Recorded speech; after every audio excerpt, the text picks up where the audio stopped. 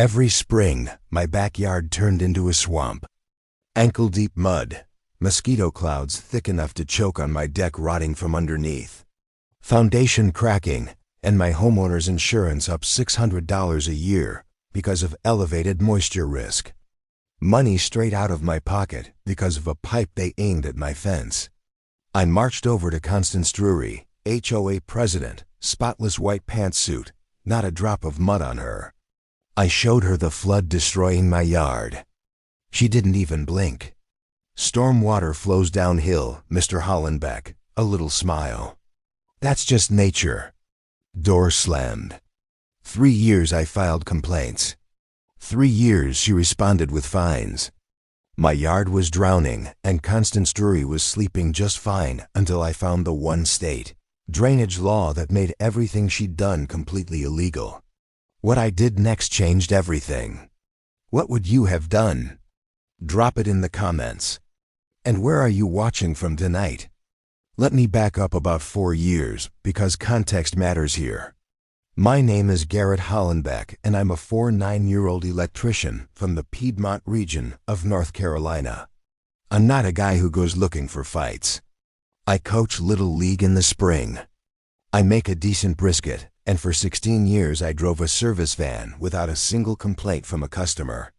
When my wife Denise and I bought our house in Millbrook Pines, a planned community of about 300 homes, tucked into a rolling stretch of red clay and pine trees outside of Greensboro, we thought we were buying quiet, a good school district, a cul-de-sac, room for a vegetable garden, and maybe a dog. The house was a 1,900 feet colonial on a modest quarter-acre lot at the bottom of a gentle slope. That slope detail is going to matter. Write it down. The HOA at Millbrook Pines wasn't always a problem. For the first couple of years, it was the usual stuff. Reminder letters about grass height, a passive-aggressive newsletter, a rule about holiday lights coming down before February. Annoying manageable. The board changed in year 3, and that's when Constance Drury entered our lives. Constance was 62, retired from some kind of middle management HR position, and she'd found in the HOA presidency the power she'd apparently been building toward her whole career. She was the type who knew the exact page number of every covenant in the community guidelines. She drove a pearl white Cadillac Escalade with a Millbrook Pines HO, a magnet on the door. Yes, an actual magnetic placard like she was a volunteer deputy. And she wore reading glasses on a beaded chain, even when she didn't need them, just so she could peer over them at the type. The first unfair act happened in March 2nd years after Constance took over. The HOA had approved a landscaping project around the clubhouse. A big flagstone patio, new drainage infrastructure, the works pretty standard. What they did not announce at any meeting in any newsletter was that the new drainage system would route excess storm water runoff from the clubhouse's impervious surfaces. The parking lot, the patio through a PVC pipe that terminated at the edge of the community's common area, which happened to border my back fence. The first rain after that installation, I walked outside and found my yard, my vegetable beds, my kid's old sandbox, the patch of clover I'd been nursing for the bees under 2 in of standing brown water. It smelled like wet clay and diesel. The water had a faint orange tint from the iron in the soil. My boots sank to the ankle with a sound like someone pulling a cork out of a wine bottle. That sucking, squelching sound. I'll never forget it. I took photos. I filed a complaint with the HOA. I got a letter back 2 weeks later signed by Constance, informing me that the drainage system had been installed in accordance with all applicable HOA guidelines, and that routine storm water management was not grounds for a formal grievance. Routine storm water management, as if my yard were a retention ditch. Denise told me to let it go. Our neighbor down the street, an older gentleman named Theo Baskin, who'd been in the neighborhood for 20 years and had watched 3 HOA boards come and go, told me to document everything.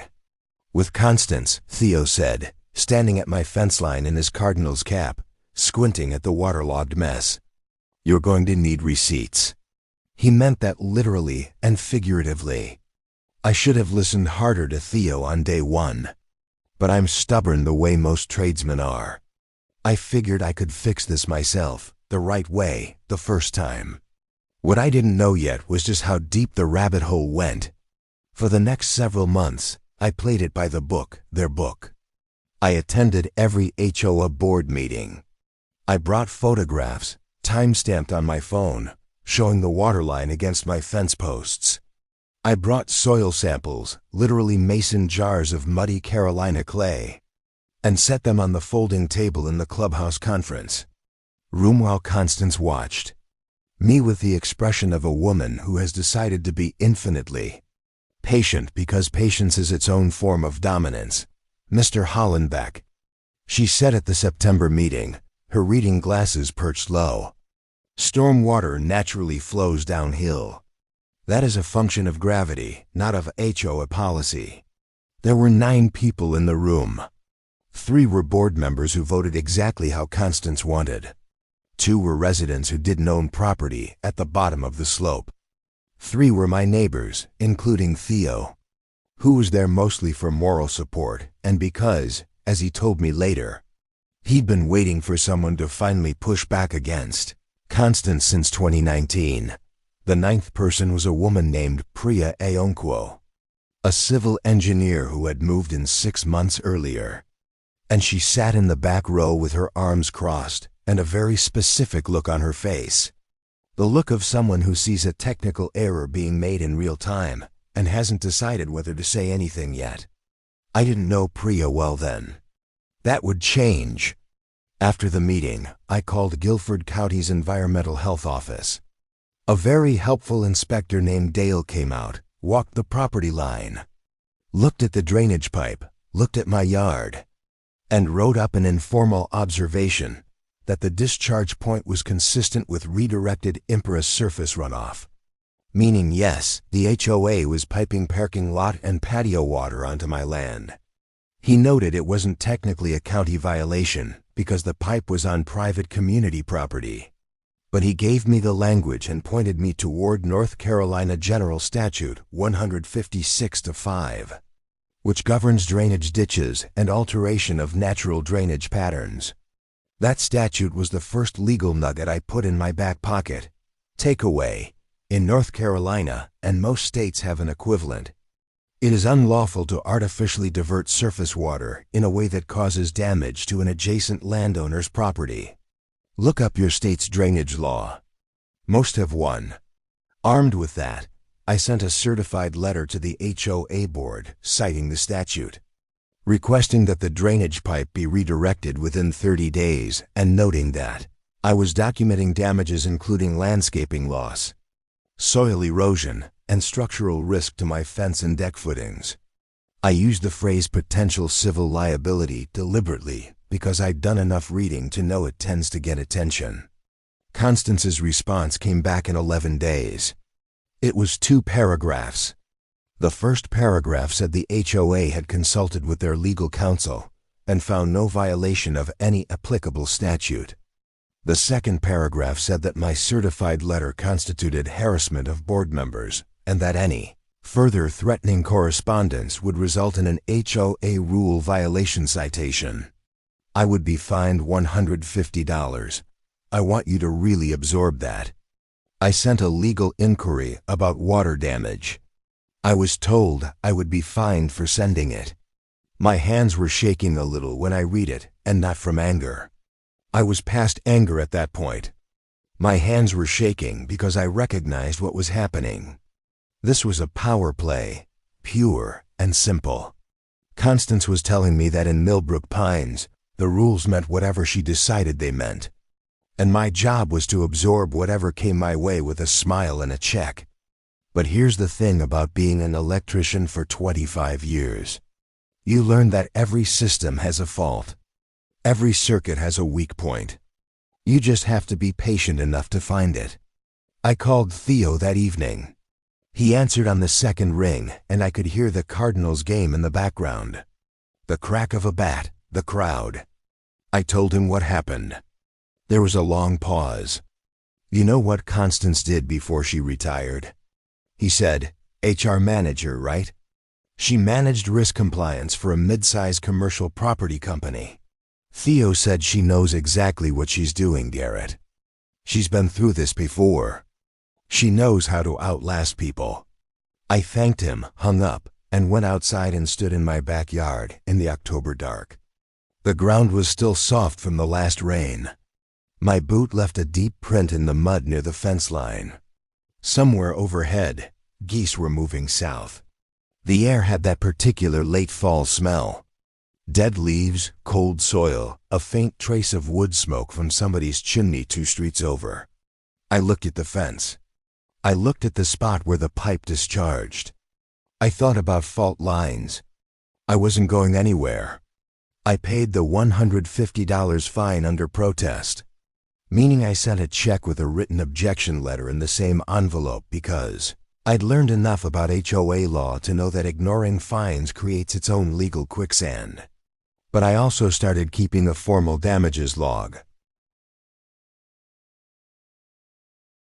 Every rain event, the water depth against my measuring stake, photos, timestamps, estimated landscaping replacement costs.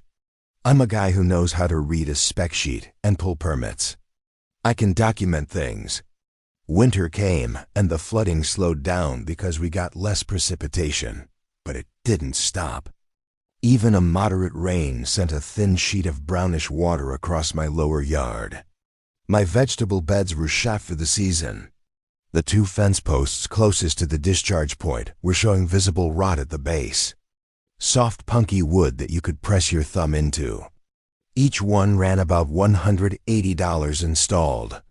I photographed them and added them to the log.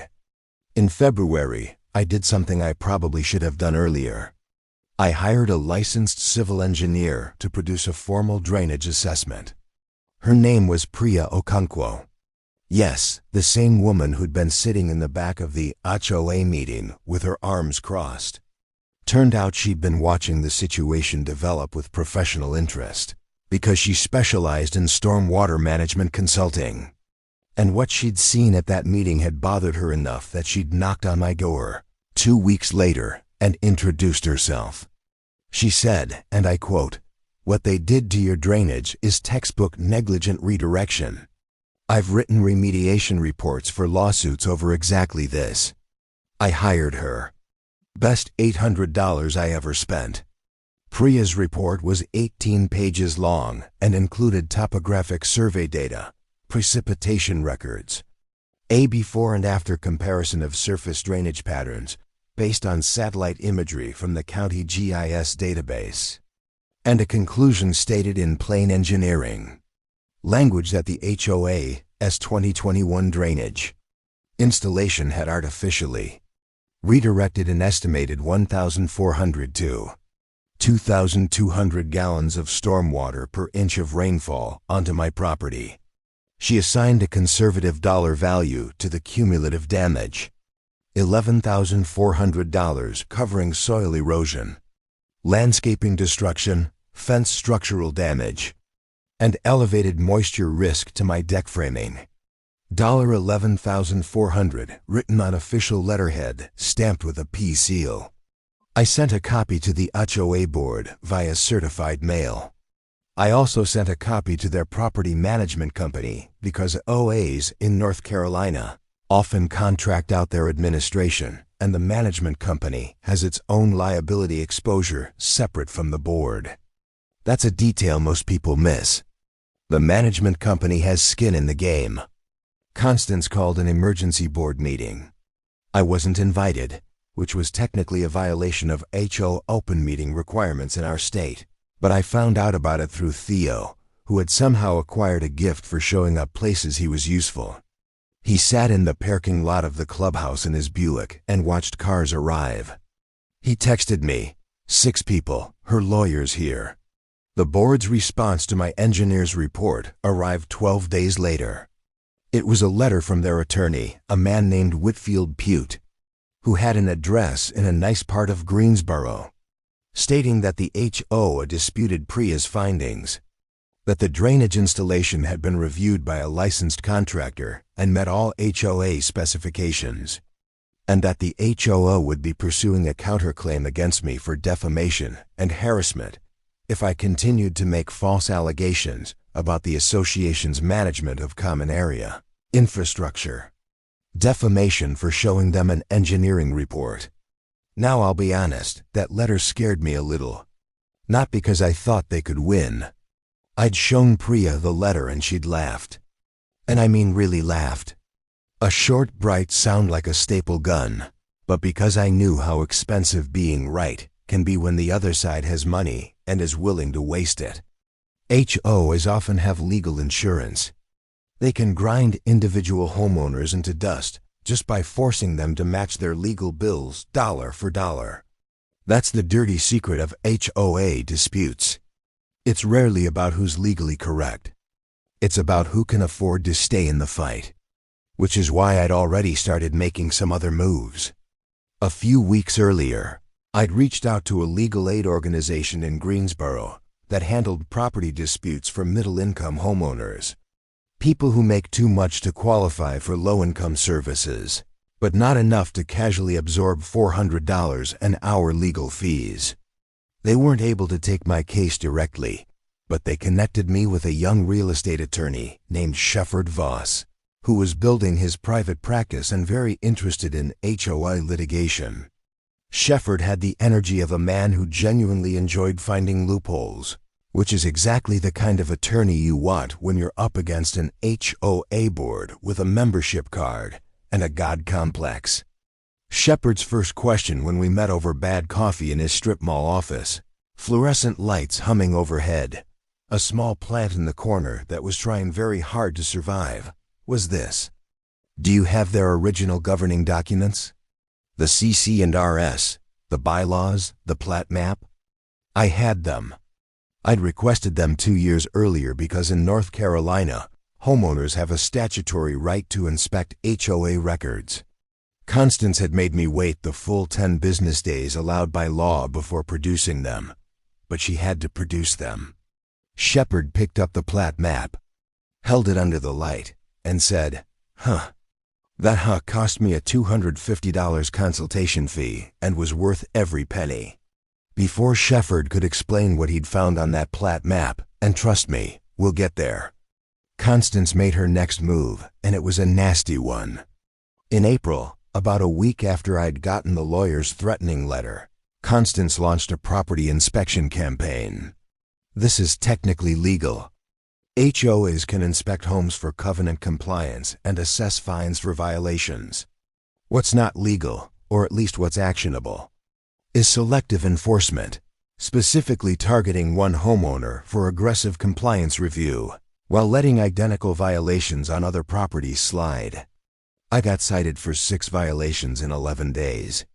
My mailbox post was 0.3 and over the maximum height specified in the covenants. My driveway had a hairline crack categorized as visible structural deterioration. The paint trim on my garage door was inconsistent in sheen with the approved exterior palette, meaning one section looked slightly less glossy than another after 4 years of sun. My backyard shed, which had been in place since before I bought the house, suddenly violated a setback requirement. A section of my gutters had visible oxidation, and my front garden bed had a species of ornamental grass that was technically not on the HOA's approved plant list. A list that I'm pretty sure Constance had quietly updated without a membership vote, though proving that would take time. Total fine exposure, $1,850. I went over to Theo's house and sat at his kitchen table while he made coffee, the percolator gurgling on his avocado green stove.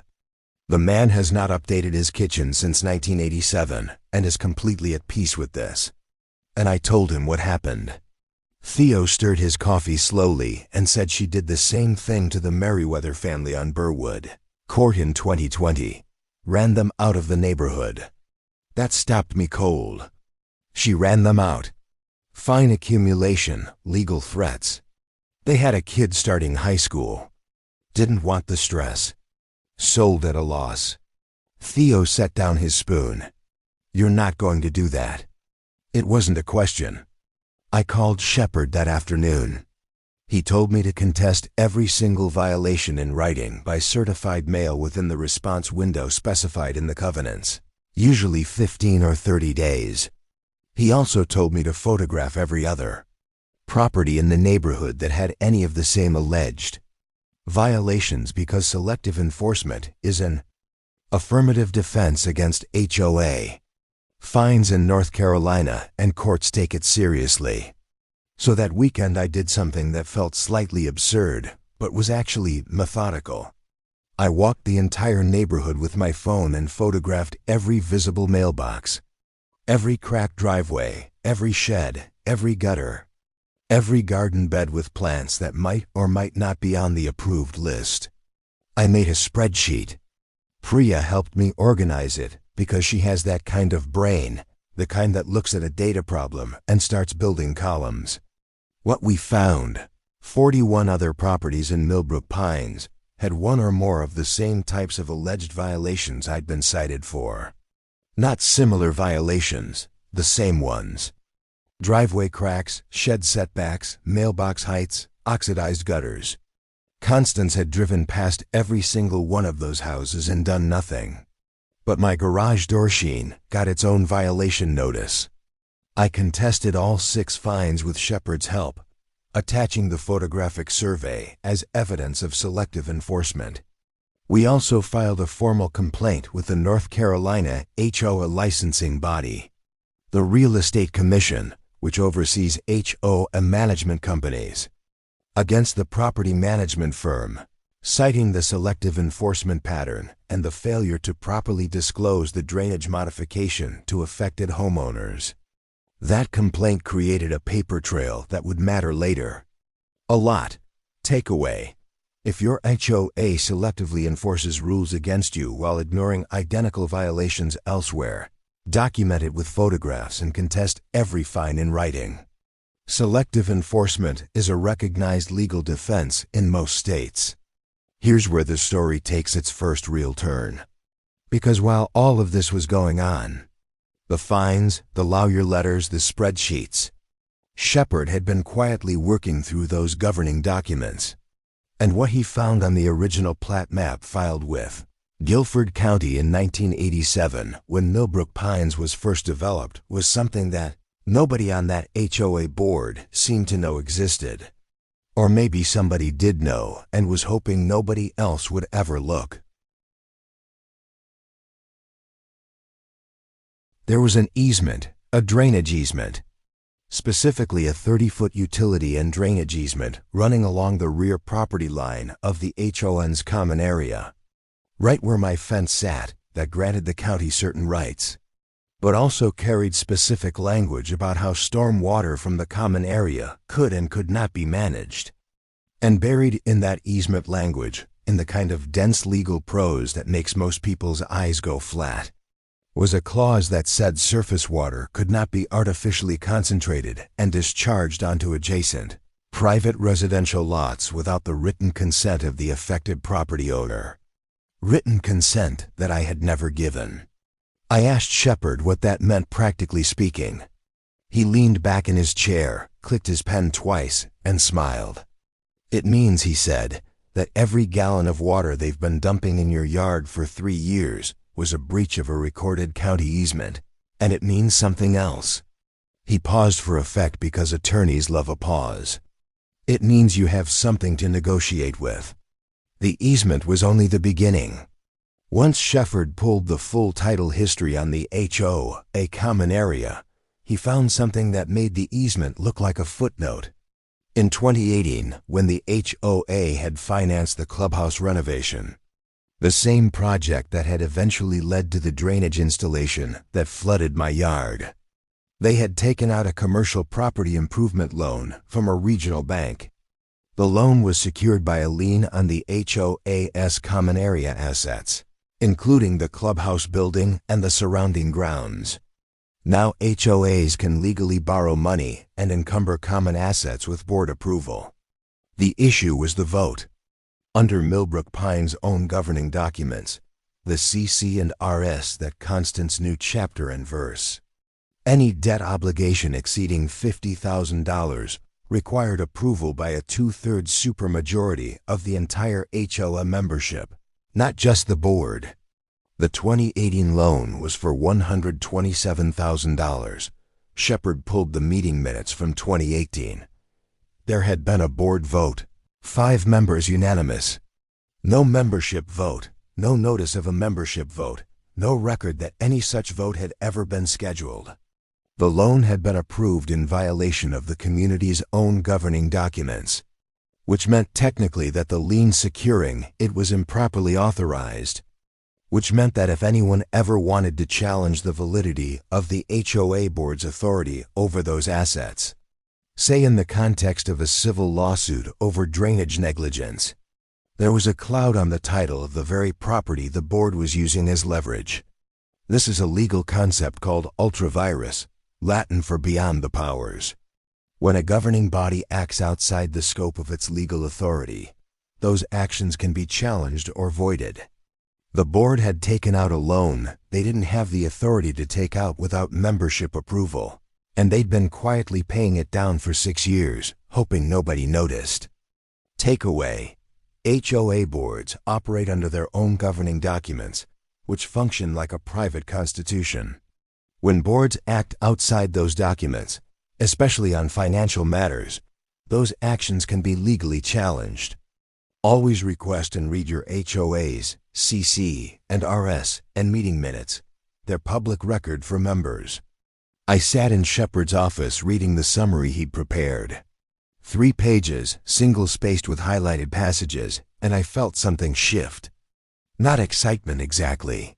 More like the feeling you get when you've been chasing a short in a circuit for 2 hours, and you finally find the loose wire. That quiet click of things coming clear. Constance knew the neighborhood's governing documents cold. She'd used that knowledge like a weapon for years to fine, to threaten, to run people off. But she'd either forgotten or never known about the 2018 vote irregularity because it had happened before she took over the presidency.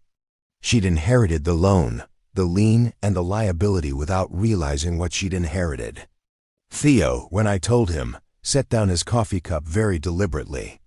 "You're telling me the whole time she's been threatening you with legal action? She's been sitting on an improperly authorized loan?" "That's what Shepard says." Theo was quiet for a long moment. Then he said, "She doesn't know, does she?" "I don't think so." He picked up his coffee. "Well, now what?" "Good question, because having leverage and knowing what to do with it are 2 different things. I needed a plan, and this one I wanted to get right. The plan came together over about 6 weeks, and it had 3 layers: legal, physical, and social. And I'm going to walk you through each one, because this is the part where it gets genuinely satisfying. The legal layer was Shepard's territory. He drafted a formal demand letter, not the usual homeowner to HOA complaint, but an actual pre-litigation demand from a licensed attorney, citing 4 specific causes of action.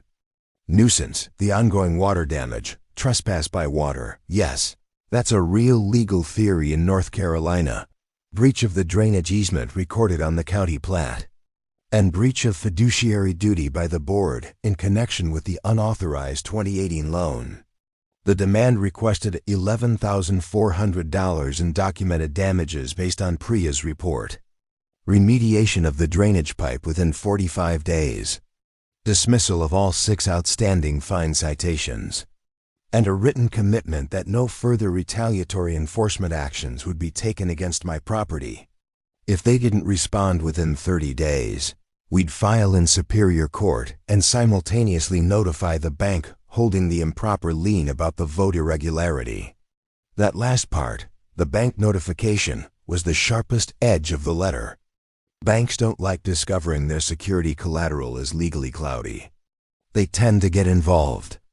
And bank involvement in an HOA's internal governance is the kind of thing that makes every board member personally uncomfortable in a way that legal threats from a homeowner simply don't. Shepard sent the letter on a Tuesday. He told me to give it 10 business days before we did anything else. The physical layer was mine, and I'll admit, this is the part one enjoyed most. If the HOA wasn't going to redirect that pipe voluntarily, I was going to exercise my own legal rights on my own property, specifically my right to manage drainage on the land I owned. I consulted with Priya about the topography, and we mapped out exactly what would happen if I installed a berm. A raised earthen ridge along my property line, parallel to the fence, roughly 18 in high, and sawed over with fescue. A berm is a legitimate landscaping feature. It's legal. It's not my fault if it happens to redirect water that was being illegally discharged onto my land. Now here's the beautiful part about hydrology. Water goes where gravity takes it. My yard was at the bottom of the slope. Yes, but the HOA clubhouse parking lot sat about 4 feet higher in elevation than my yard. And the common area ground between the pipe's discharge point and the clubhouse's lower edge was not perfectly level. Priya did the calculations. If water couldn't flow onto my property, it would back up into the common area and, depending on volume, begin sheeting toward the clubhouse's east-facing foundation wall. I want to be precise here. I did not build a device designed to flood the clubhouse. I built a legal permitted landscape feature on my own property that redirected illegally discharged water back to the property of origin. The physics did the rest. I pulled a grading and landscaping permit from the county, which cost me $45 and took 4 days, and scheduled the work for a Saturday in late May when rain was forecast for the following week. I hired a small landscaping crew recommended by Priya's husband. 3 guys who did good work, showed up on time, and asked no questions about why exactly I wanted an 8-in berm running the full 42 feet of my back fence line. They finished in 5 hours. The whole job cost me $1,200 including materials, which I logged against my damages total.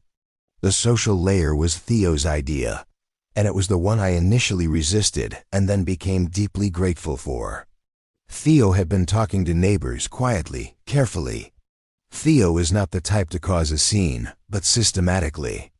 Turns out I wasn't the only person in Millbrook Pines who had a problem with Constance's board. There was a couple on Birchwood Court who'd been fined repeatedly for having a service vehicle in their driveway. There was an older woman on Maple Run who'd been denied a variance to add a wheelchair ramp to her front door. Denied at first until she got an 8A attorney involved. There was a retired school teacher named Winifred Polk who had been trying for 2 years to call a membership meeting to vote on the clubhouse renovation costs and who kept finding that the required petition signatures were being lost by the management company. Wyford, it turned out, was a force of nature in sensible shoes. She had her own file of meeting minutes, her own copies of the CC and RS, and opinions about parliamentary procedure that could make a grown man sit down. She also had the phone numbers of about 60 homeowners and was very interested in what Shepard had found about the 2018 loan. We started meeting on Sunday evenings at Theo's house. Winifred brought a legal pad. Priya brought her laptop. I brought whatever Denise had baked that week, which was usually banana bread because Denise bakes when she's stressed, and we'd all been pretty stressed. The coffee was bad and the solidarity was excellent. The berm was built. The letter was sent. The coalition was forming. All we needed now was rain.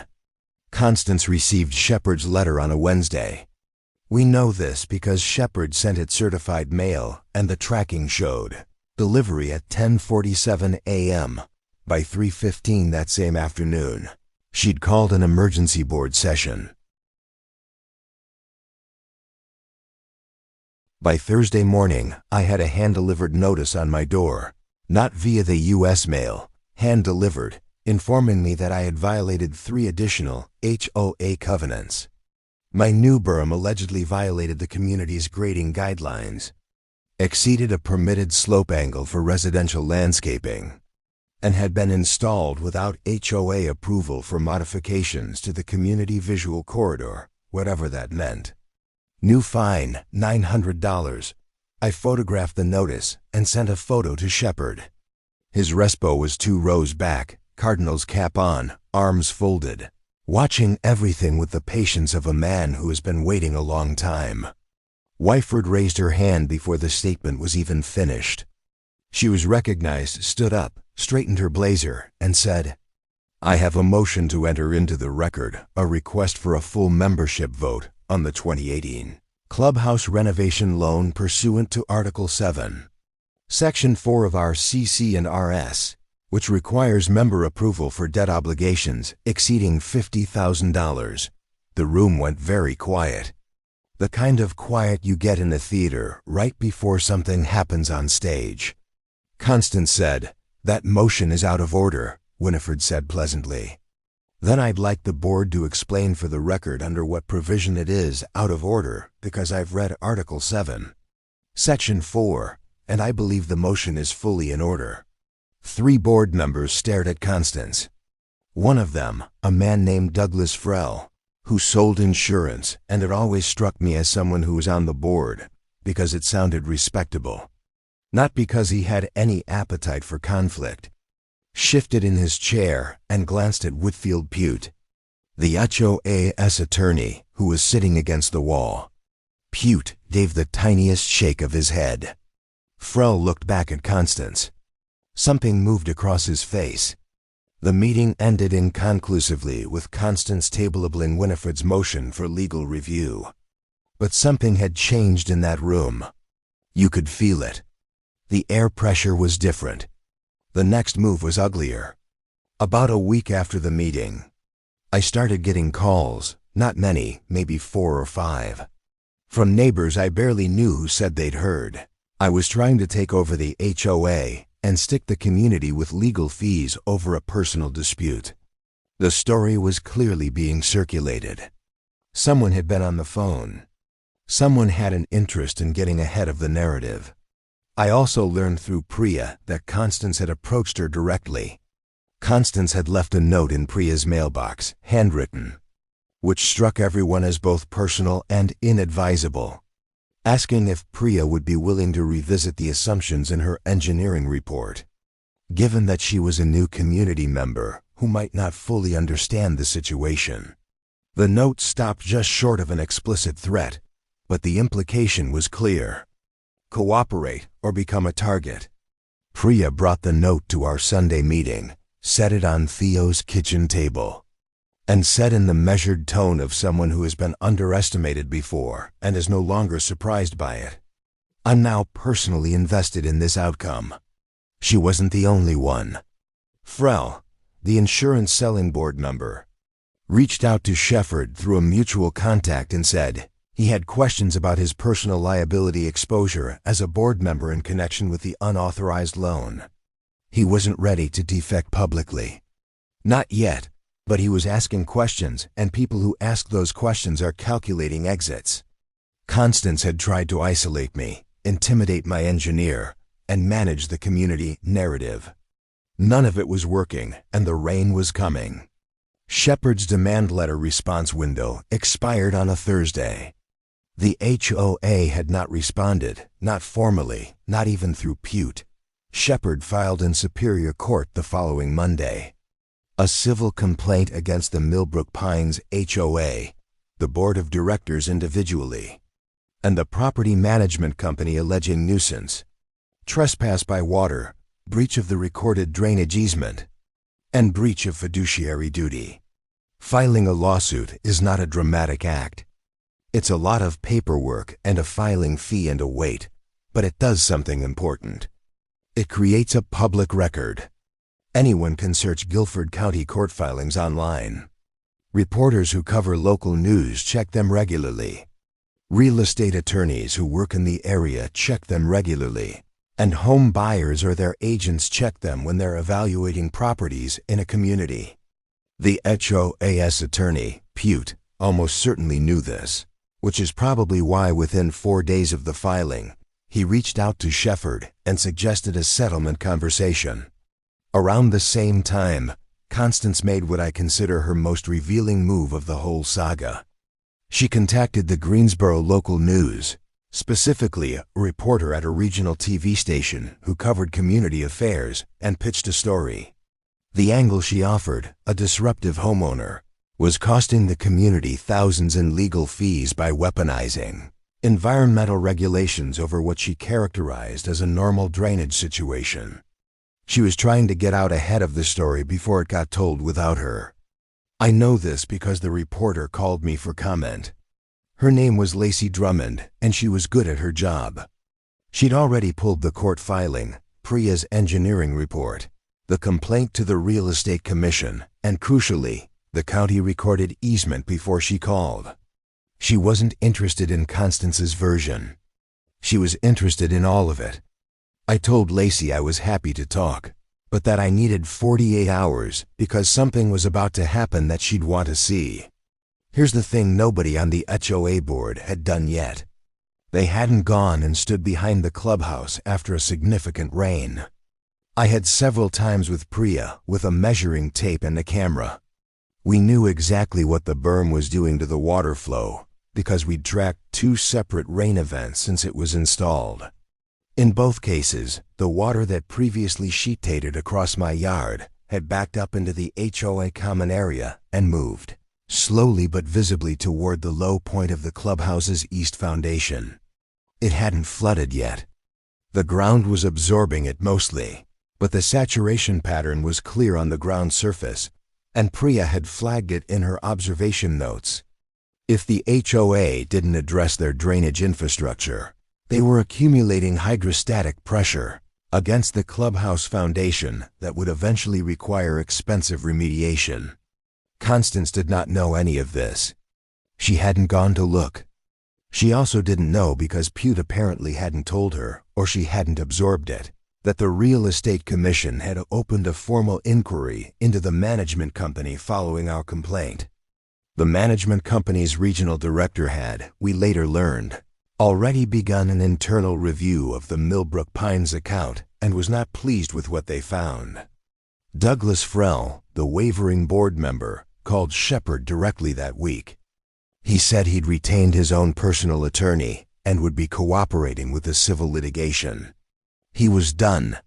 That left Constance with 2 remaining board loyalists, a property management company trying to distance itself from the situation, an attorney whose client base didn't include losing HOA board presidents, a civil lawsuit in public court, a regulatory inquiry, a TV reporter who had all the documents, and a rain forecast. The annual Millbrook Pines Summer Community Social was scheduled for the last Saturday of June. Constance had organized it herself, as she did every year. Grills, folding tables, a bounce house for the kids. It was held on the clubhouse lawn and patio. About 200 residents typically attended. It was the single biggest community event of the year, and it was Constance's most visible moment of HOA authority. The occasion where she handed out the Community Excellence Awards she'd created and presented herself. The forecast for the rain came Thursday night, and it came hard. I stood at my kitchen window at 11 p.m. and listened to it hammer the deck. Watched the downspouts throw silver curtains of water into the yard, and felt the particular quiet of a person who has prepared as much as a person can, and is now just waiting for physics to do its job. Denise brought me a cup of tea. We stood there together for a while without saying much. By Friday morning, the rain had passed. I went outside in the gray early light, boots on, and walked to the back fence. My yard, for the first time in 3 years, was not flooded. There was water, yes, normal runoff from my own property, but the berm had done its work. The ground was soft, but not saturated. My fence posts had been damp, but not pulled earth. On the other side of the fence, I could see the HOA common area. The ground there was different. The low belt of grass between the drainage pipe discharge point and the clubhouse's east wall showed a visible dark line of saturation running toward the building. Not a flood, not a river, but a definitive unfolding tables, extension cords, a large canopy, the bounce house. Constance was there overseeing everything in a pale yellow blouse, her HOA placard magnet gleaming on her Escalade in the parking lot. Residents started arriving at 11 o'clock. It was a good turnout. Close to 200 people by noon. Kids running through the sprinklers. The smell of charcoal and hot dogs drifting across the patio. I arrived with Denise at 11:30. Theo was already there, sitting in a folding chair in the shade, Cardinals cap on, potato salad on a paper plate balanced on his knee. Lacey Drummond and her photographer arrived at 11:45, press credentials clipped to their shirts, cameras slung. Constance saw them from across the patio, and her expression did something complicated. First surprise, then a careful social smile. The kind that means the opposite of what it looks like. At 12:20, a woman named Sandra, who lived in the house immediately adjacent to the clubhouse's east side, came to find me in the crowd. "Garrett," she said, "there's water coming up around the east wall of the building. Not dramatic, just water seeping through the gap where the foundation met the concrete slab. A slow, dark creep of moisture spreading across the patio edge. The saturated ground that Priya had measured Friday morning was pressing gently but persistently against a wall that hadn't been designed to receive that kind of sustained, hydrostatic pressure. Within 20 minutes, it was visible to everyone at the party. The dark stain spread along the east edge of the patio slab. One of the party tables set up near that wall developed a slow puddle underneath it. A kid in water shoes discovered it and yelled as kids do, "There's a flood," which caused about 40 adults to turn and look. Lacey Drummond was already moving. Priya walked calmly to the east wall, crouched down, looked at the seepage, stood up, and said to the people around her, clearly not unkindly in her civil engineer's voice, "This is the result of redirected impervious surface runoff, being discharged against this foundation for approximately 3 years. It was diverted here from a residential property it was previously being dumped onto." She said it to the group standing around her, not to a camera, not to a reporter, just to people. Constance crossed the patio toward Priya. Her face was controlled, but her jaw was tight. "This is not the time or place for ma'am," Winifred Polk said, stepping in from the left, legal pad in hand. "I'd like to raise a motion for emergency membership vote on the unauthorized 2018 loan. We have quorum present." She gestured at the crowd. 200 homeowners. Quorum, as specified in the CC and RS, was 15% of membership, 45 people. Douglas Frell, standing 5 feet away, said quietly but clearly, "I second the motion." Lacey Drummond's photographer was shooting continuously. A county building inspector who happened to live in the neighborhood had walked over to look at the foundation seepage and was now on his phone. Whitfield Pute, who had apparently been invited as a guest, was looking at his own phone with the expression of a man whose afternoon has gone very badly wrong. Constance stood in the middle of her party in her yellow blouse in front of her placard-decorated Escalade, surrounded by 200 neighbors, a civil engineer, a TV crew, a county inspector, and a woman with a legal pad calling for a vote. And she said nothing. That silence was the mic drop. The settlement came 6 weeks later, negotiated between Shepard and Pute, with Douglas Frell now cooperating fully on the board's side. The HOA agreed to reroute the drainage pipe within 60 days at their expense through a properly engineered solution designed by Priya and approved by the county. Pay me $11,400 in documented damages. Dismiss all 6 outstanding violation citations, and conduct a retroactive membership ratification vote on the 2018 loan with full financial disclosure. They also agreed to cover my legal fees, which had reached $4,200 by the time we settled. The management company had already begun a partial separation from the account, citing the regulatory inquiry and irreconcilable differences in management philosophy. They were replaced by a new firm that came in and in their first month conducted a full review of the HOA since financials, and found 2 additional irregularities in the board's spending records. Those are the subject of a separate inquiry that is still ongoing as of this recording. Constance resigned from the HOA presidency 3 weeks after the community social. She sent a brief email to the board, cited personal health reasons, and was not heard from publicly in the neighborhood again. Her pearl white Escalade left the neighborhood 4 months later. A for sale sign appeared in front of her house, and it sold quickly. I don't know where she went. I don't spend much time thinking about it.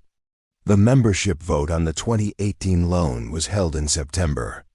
It passed retroactively by a wide margin.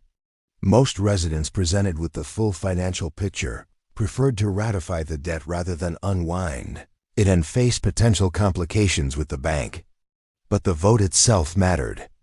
The community had exercised its actual authority for the first time in years. And that changes how people think about their HOA going forward. Wyford Polk ran for the HOA board in the fall election. She won by a landslide, as did 2 other reform-minded candidates. The new board held its first meeting in January and spent the first 30 minutes reviewing the CC and RS out loud, section by section, which Winrid said should have been standard practice all along. The drainage remediation was completed in November. Priya supervised it. The new pipe routes run off to a proper retention basin on the far side of the common area, away from all residential properties.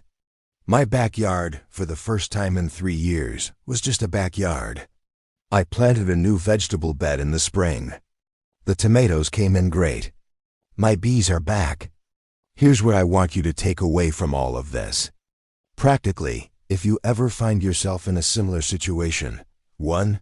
Get your HOA's governing documents and read them. Clears throat. Greater than their public record for members in every state. 2. Document everything with timestamps and professional assessments. Amateur photos don't carry the weight of a pay-stamped engineering report. 3. Know your state's drainage law. Most states have statutes protecting landowners from artificial water redirection. 4. Selective enforcement of HOA rules is a recognized legal defense. Photograph your neighbor's properties if you're being targeted. 5. HOA board members can have personal liability exposure when they act outside their governing documents. That's what changes the math. And 6. Find your Theo. Every neighborhood has one. The person who's been watching, who has context, who has patience, who will sit in a parking lot in his Buick and text you from the front lines. Those people are worth more than any lawyer. The last thing I want to tell you, this spring, Winterford's new board voted to establish the Millbrook Pines Community Improvement Fund, seeded in part by the $11,400 I received in damages, which I donated back to the neighborhood rather than keep. The fund's first project is a partial scholarship for kids from the neighborhood, attending community college for trades programs. HVAC, electrical, plumbing, the kind of skilled work that keeps communities actually functional. It's not a grand gesture. It's just a sensible use of money that came out of a stupid, avoidable conflict.